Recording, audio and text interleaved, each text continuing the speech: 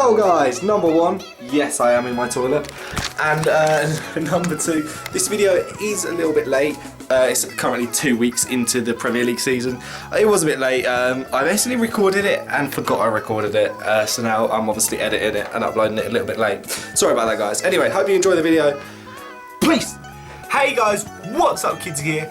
And although this channel is gaming orientated, hence the name Kidsy Gaming, I want to do a lot more real life videos, and I hope you guys are alright with that, but that's what I'm going to primarily put my efforts into, is making real life videos, because that's what I actually really love doing. Let me know if you enjoy that in the comments, and yeah, let's get on with the video. So yeah, basically today I am going to be predicting the final 20...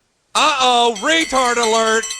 Well, obviously there's only 20 teams in the Premier League, but I'm going to be predicting the order of the Premier League season at the end of 2015/16. Not all of you are football fans, so you know I won't be offended if you click off. But anyway, let's start off with the relegated team. At number 20, I'm going to put Sunderland. Basically, I think that they don't have enough quality. The new coach, Dick Advocat, I think that's how you say it. He's very poor, in my opinion. I don't think he's that decent. And they've let Wickham go, which I think was their best player, and that is probably going to crumble their season. And I personally think they're going to finish bottom. 19th, we're going Bournemouth. I just don't think there's enough quality in it. They've come up too early, but by surprise, no one expected them to come up, and I just don't think they've got what it takes to get the results in the Premier League. And then for the final relegated team, I'm also going with Norwich, which is another promoted team as well as Bournemouth. I personally think they don't have enough quality either in their team. I think they could stay up, but I just don't think they get lucky enough with the results, unfortunately. Okay, 17th. This one is a bit risky. I've gone with Newcastle. Once again, I think it'll be a repeat of last season. I think they stay up by the skin of their teeth. Is that a saying? I don't know. And also their new manager, I don't think is great either, but I think they will get the results that keep them up, especially with that winger. I don't know how to say it. Is it Wingadinabom? The one from PSV, I'll put a picture somewhere. Yeah, I think that guy will do enough to keep them up this season. 16th, I'm going Watford. That is the final promoted team. I think they'll do well this season. They signed loads of players, although it will take time for them to gel. But I think it's probably enough to keep them up. They're a good team. I think they'll do well. 15th, West Brom is what I'm going for. The signing of, what's his name? Lambert is one of the biggest signings of the whole season, in my opinion. Pulis did very well to get hold of him. Although I'm a Palace fan, I've got to say to Pulis, you know, he's a quality manager. He's a bit selfish, but he will keep them up, no doubt. 14th, I'm going Leicester. I personally think last season they had enough quality to stay up, and this season I think it'll be the same again, but they go a little bit higher because Nigel Pearson, I think he's an alright manager, but he's a bit of a prick, let's just put it out there. I think now Pearson's gone, that the club's just going to go up. I don't think it can go any lower. It's just got to go up from here, surely. 13th, Aston Villa. The team has completely changed. They've lost Benteke and Delph, bit of a snake. But they've gained IU and a few others, which should make some good moves. It will take time to gel, but I think Tim Sherwood is a quality manager. I really liked him when he was at Tottenham.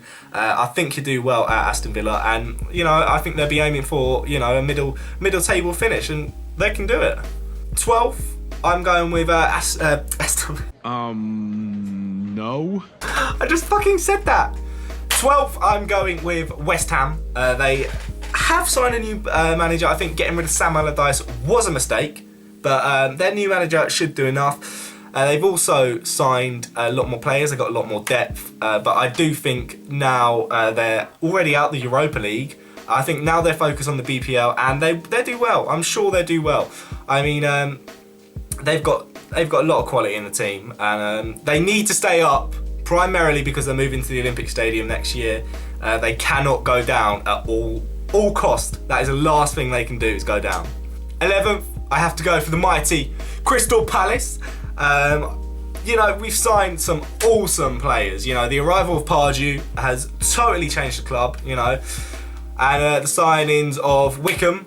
Who else have we signed? Jesus Christ. Goodbye, Bamford, you know, that lot. I think, and also the quality we've already got in the team. Last season showed that we are, you know, we're good mid-table team at the moment, and you know, including those signings will just push us up. But with Palace, you never know. We could finish 7th or we could finish 17th. It's quite hard to call.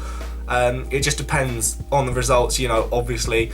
Hopefully we get a little bit jammy against the bigger teams and pull off some decent results. Mid-table now, Southampton I'm going with as number 10. They've lost Schneidlin and Klein, but you know, the season before that they lost so many players, and look where they ended up. They ended up, you know, top half of the season, top half of the table for the whole of the season. And it was quality, you know, and I think they just adapt again and they'd be awesome, you know. They've got quality manager and they'll do bits. It's obvious. It's Southampton, they're good. 9th, surprisingly enough, I'm going with Stoke. I predict them to overachieve this season a little bit, maybe down to the signing of Shaqiri. I don't think they've actually signed him yet, but they are in the process, and I'm pretty sure they get him anyway because he's a decent player. And with him, I think they could do very well. And also, who else have they signed? Jesus, I was almost about to big up Glenn Johnson. No. But it's a good manager and it's a good team. I think they do well. Number 8, going with Swansea.